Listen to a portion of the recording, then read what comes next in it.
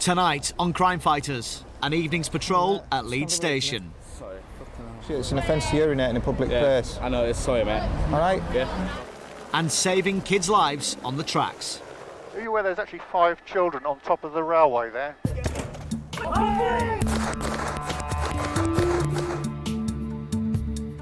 You trying my patience?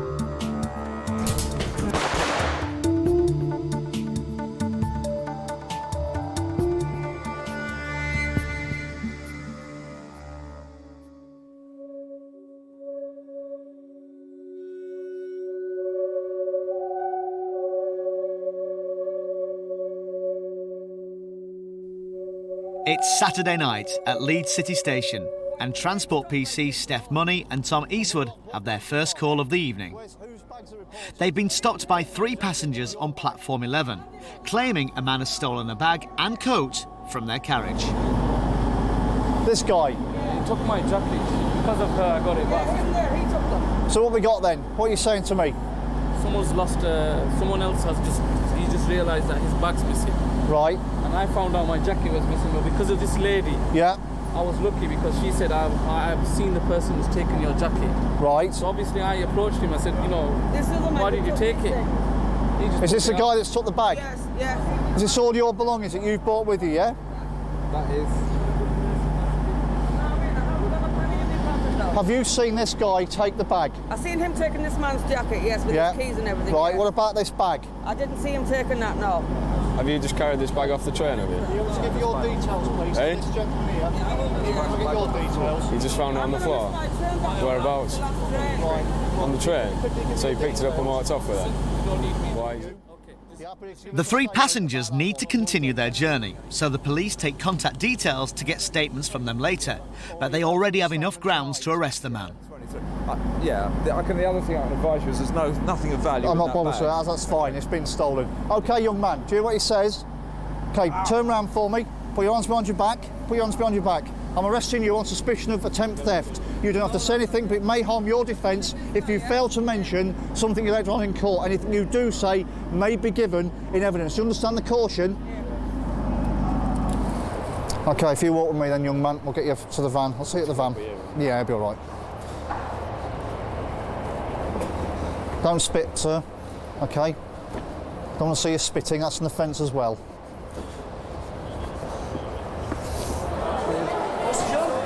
Nothing to do with you, sir. Mind yourself as you get in. Step up. Step up. The man was later charged with theft and fined £80. Sit yourself down. Make yourself comfortable.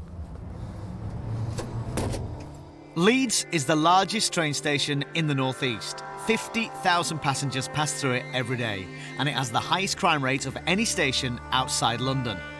Officers have to deal with all manner of problems, including protecting the rail staff that work here. In the ticket hall, a cashier has just called for help after a passenger's turned nasty. Yeah, Lima 26, where's the report come from? The guy got his card stuck in the machine, right? And I've told him where to go. All he's done is verbal abuse out. And what's he said to you? It's just effing this and effing that. All right, we'll go and have a word with him. It wasn't a section 5, mate, it was just action. I understand that you've had a problem as far as your ticket in the machine's concerned, is that right? Yeah, my card's been stuck. Right. You know, it's a fucking credit card at the end of the day, and you get fucking swiped. Fuck now, mate, I've just lost my credit card, I'm going to London tomorrow. How the fucking hell do I explain that to my wife? Do me a favour, stop swearing at me. All right. I know you're upset. How the hell do I explain that exactly. to my wife? That's better. All right. After taking his details, Sergeant Dawes decides to caution him. I'm reporting you for disorderly conduct, yeah, upon the railway. OK, the facts of the matter will be reported and the prosecution may follow. All right? No problem, no problem. Right. As well as the station, officers are also responsible for policing the railway arches below it. Dark and secluded, they attract all the wrong kind of activity. PC John Hill is conducting his nightly patrol of the area. Sanford Street arches. You get a lot of drug abuse down here, and also a lot of vagrants sleeping rough. There's a lot of railway arches that we cover in Leeds Station, yeah. There's some other ones that are just basically down near the the Cockpit nightclub. Same again, it's used by a lot of prostitutes use that, take their clients there, and drug abuse as well. You know, because they're out of the way, it's a nice and quiet area, so people go there hoping they won't get disturbed while they're doing drugs, basically.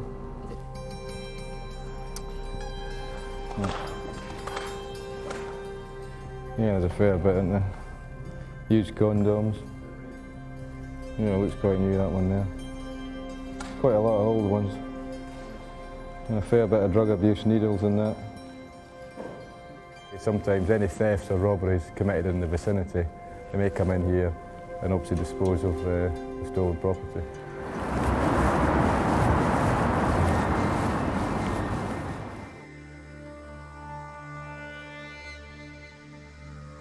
The Transport Police are also responsible for the 11 bars and clubs on railway property, and on a Saturday night they can get quite lively. Outside one, Sergeant Mick Dawes sees a scuffle and rushes to break it up. Go away! Go away! Go away now! Go away! Come over Go here. away! Come over here. Hey! Go away. Calm down.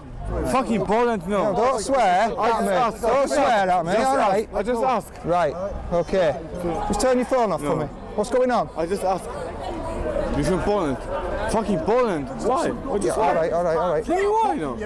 He looks like Poland, Polish guy. Right. He said, fucking Poland. I said, why fucking Poland? Right, okay. He looks like, he take all this. Right. Fucking Poland. All right, you don't need Fucking to push Poland, me. You don't need to push me, do you? Yeah, I know. All right. You behave like that in this country and you start throwing punches, you get arrested. He said, fucking Poland, why? Keep yourself under control. All right? Yeah, you make sure you look after him, all right? Okay. All right, he'll be all right. No fist being thrown, but, you know, things were just a bit of pushing and jostling, so we just went over and split it up, really. The gentleman I was speaking to, the group of 3 lads that he was with, were actually Polish, and he's claiming that one of the other lads on the opposite party was making comments due to the fact that he was Polish, and some swearing had taken place. Hopefully the chances are they'll both go their separate ways and there won't be any further problems. It's 2 o'clock in the morning, and as people start to make their way home, the station is heaving. Sergeant Mick Jackson has just had a report from the control room. There's a female rung into our control room. Says that she's been followed around the station by a couple of males. She's been all over the place trying to lose them and they just keep following her.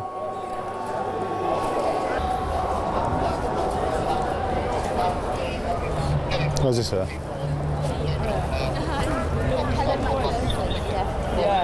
It's amazing following you. No, what happened was, me and my boyfriend, we were working from Wardrobe. So that's what it was, a couple of guys just sort of having a banter, having a joke, and then they were talking about northern people, northern idiots, northern whatevers, and this guy was really quite a large gentleman. At any minute now, he's just going to turn around and smack us in the head. Right. There was like not a lot of people around, and I thought, Right. I don't know who else to be. And then as we came up here, they started to back off, and the closer we got to the crowd, they started to back off, and now they've disappeared. They've gone. As we've come into the crowd, we've not seen them since. Okay. It's a busy place at this time of night around here, so there's going to be police around for some time. If they should reappear, just give us a call. You did the right thing. Okay. Sorry about Fine, no problem. Thank you very All right. much. Cheers now. Bye. Cheers. PC Steph Money is talking to a girl upset that she's lost her friend after an evening's drinking. And where do you think she's heading? I haven't a clue. She's completely fucked off her face. Laura, I'll call you back in a minute. My battery's going to die. Okay. So your friend's drunk? Fucked. Absolutely fucked. Right. Let's drop the language. Sorry. Right, so she's really drunk. Okay. Has she done this before? Yeah, whenever she's drunk, she always walks off. But I get really worried about her. She just keeps telling me just to... Have you got a phone number for her? Yeah, but she won't answer it. She's not a vulnerable person as such. If she's had a monk on her and stormed off, then that's her prerogative. I understand your concern. All I can suggest is I think you should get yourself home out of the cold and then wait at home for her. They take a description of the missing girl and promise to look out for her amongst the evening's revellers. Round the corner, Sergeant Mick Dawes has seen something unpleasant going on in a doorway. Hi mate, stand over here for me. Sorry. It's an offence to urinate in a public place. I know, it's sorry mate. Alright? Yeah, that's it is. Been in problems with police before? No mate, no. You could have quite easily been arrested for being drunk and disorderly. Yeah, urinating in a public street for public view. All right. Instead, the man is given a caution and asked to sign an account of what happened. MV there. Why did you urinate in the doorway? I was desperate that I was going to wee my pants, is what your exact words. Just think about your conduct next time. You never know who's going to be about. It's just unfortunate for you. There were 2 police officers stood in the near vicinity and watched you do it. All right, see you later. All right, I won't shake your hand, mate. You've been for a wee and not washed them. All right. Thank you very much. Yeah, reference the male I've stopped checked. Can you show that he's been reported for bylaw 6 disorderly conduct, urinating against the Queen's Hotel? Back in the station, Sergeant Mick Jackson and PC Steph Money have found the missing girl reported an hour ago. She's been worried about you. She has, She's my made a lovely. report She to came us, so to- if you give her a call on your mobile. She's gone home. Worried about you. Yeah, she might be worried about me. It's her that I was trying to avoid because she's being a dickhead to me, to be honest. But Just give her a call. Just put her mind at rest, will you? She's got the key, hasn't she? And you ain't she got has the key. got the fucking key. I haven't got a key. I haven't got a key to get in. Well, I mean, it's 3 o'clock. I'm sure she's already gone home by now, but... I think you should do the same, don't you? Okay. Do you want to get a cab? Get us all a cab. We'll go over with you. As long as this cab doesn't get my money. Still to come on Crime Fighters, the tragic consequences of playing on the railways. If you do get another chance at life, you're going to end up like me, in a wheelchair.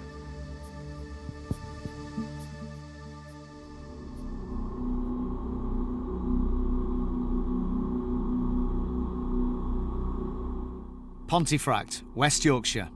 2 boys play chicken in the path of an oncoming train. Captured by CCTV, they risk their own lives and those of hundreds of passengers in a stupid but deadly game. The boy walks calmly on the track, facing the 100-mile-an-hour express. The frantic driver slams on the brakes, but the boy merely clenches his fist in defiance. Finally, with the train only yards away, the boy jumps clear of the train. Unlucky for him, the police are waiting. He's arrested for malicious damage and given a 6-month referral order. Frighteningly, this was just one of 100 similar incidents on the region's tracks every year. Well, certainly on the North East area of the British Transport Police, it's a significant problem. We have problems with children mainly, children aged between 10 to about 15 to 16 years, going onto the track, playing chicken, throwing stones at trains, smashing windows, placing objects on the track.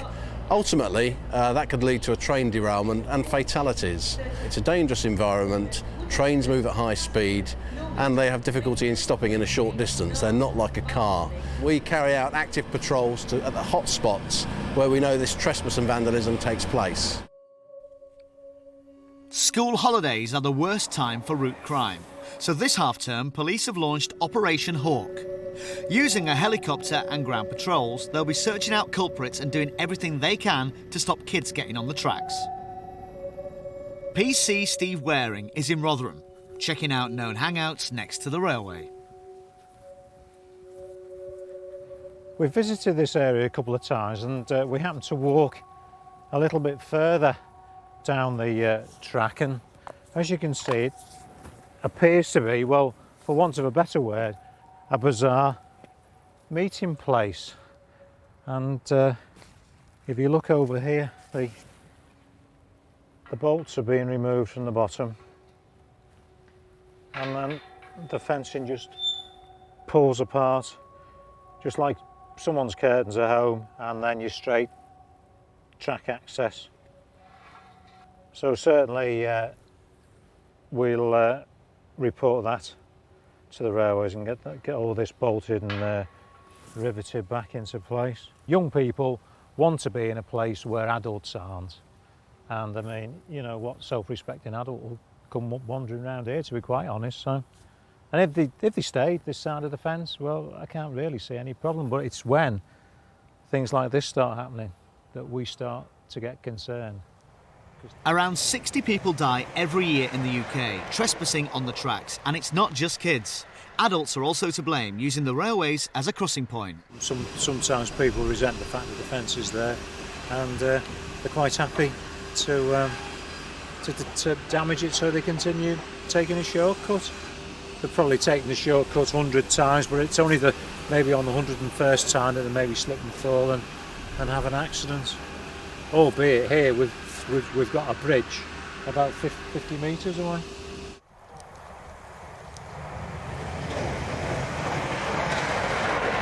As well as the human cost of route crime, there's a financial price to pay. Last year, it cost railways throughout Britain £260 million and caused delays equivalent to 538 days.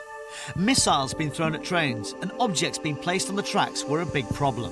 Just as we're looking over the bridge, we can see a potential object of obstruction there. Good old supermarket shopping trolley. If that got under a train, certainly, if it didn't knock the train off the track, it could severely disable it, maybe fracture the fuel tanks.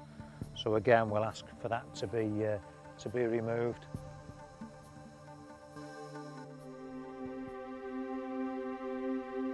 When 15-year-old John Walker and his friends were hanging out on a railway bridge in Shipley, one moment changed his life forever.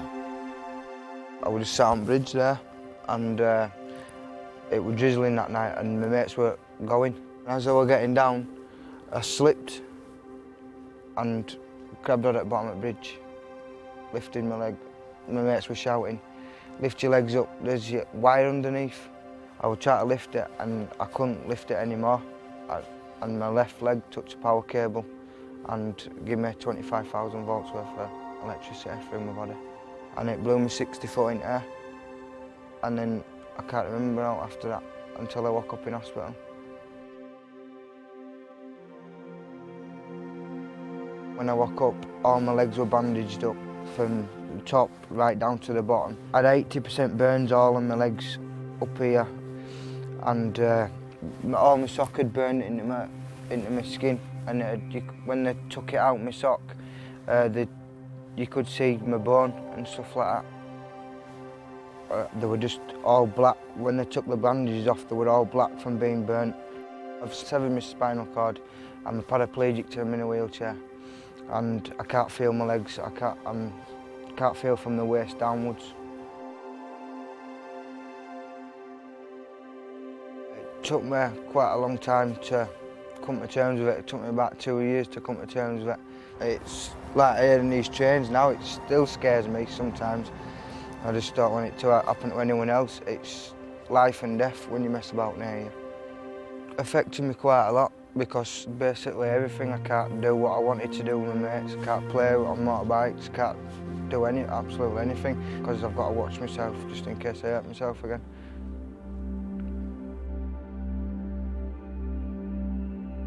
It's not a game to mess about near you.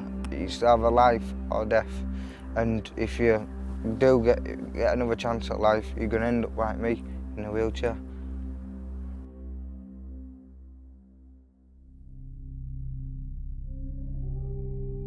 The team covers 1,000 miles of track, so policing it is an enormous task. For operations like this, the helicopter plays a vital role.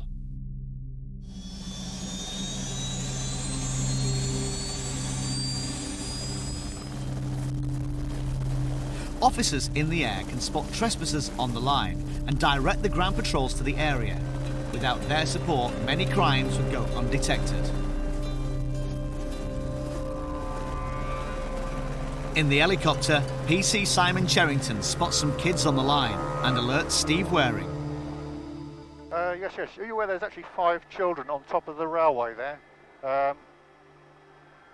It looks like a triangle point where the railway line used to come over.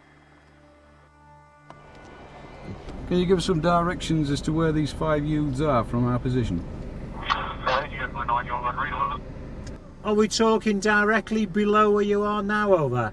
Yes, off to our right-hand side. It's off to our right-hand side. Yeah, that's received. Yeah, we have got you inside. Thank you. Yeah, we've just had a report from the helicopter that he's seen youths adjacent to the railway. It's a bit unclear whether or not they're on the railway property or not. and we're just going to drive around and see if we can see them. 2-1 receiving Alpha 6-3. On the scene, Steve uses the helicopter to help him locate the exact location of the boys.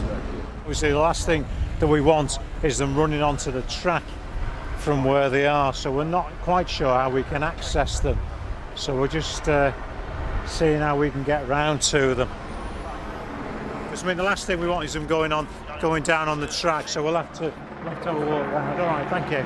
Charlie Alpha 6-3, the user now walking towards you, over. Running. Steve's biggest concern is getting the children off the tracks and to safety as quickly as possible.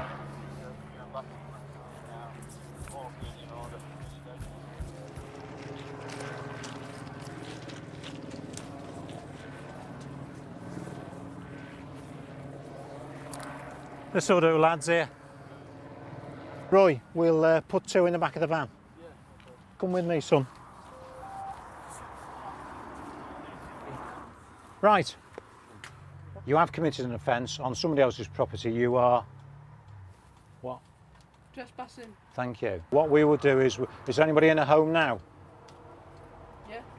Right, okay. Go home, tell your parents what's happened, and somebody will come round and speak to you with your parents. Right. The whole thing is that we've got you off there safely. You could have had an accident, or could have caused an accident. All right, so go home. I do not want the police officer coming round and mum and dad not knowing anything about it. So go home and be honest, and please tell them that you've been spoken to us by us, and somebody will be coming round to see you. Off you go. And don't get run over crossing the road. It certainly looks that looking at this has been cut for a while, and the kids have just been passing and just taking the opportunity to nip in. Supposedly there's somebody been fishing near here, so whether they've been watching them fishing, but we'll all being well now secure this again, and hopefully we won't have another incident like that. The police later visited the children's homes and spoke to their parents. One of the boys had been warned about playing near the tracks before, but despite the dangers, the most he could face at a juvenile court is a £1,000 fine for trespass.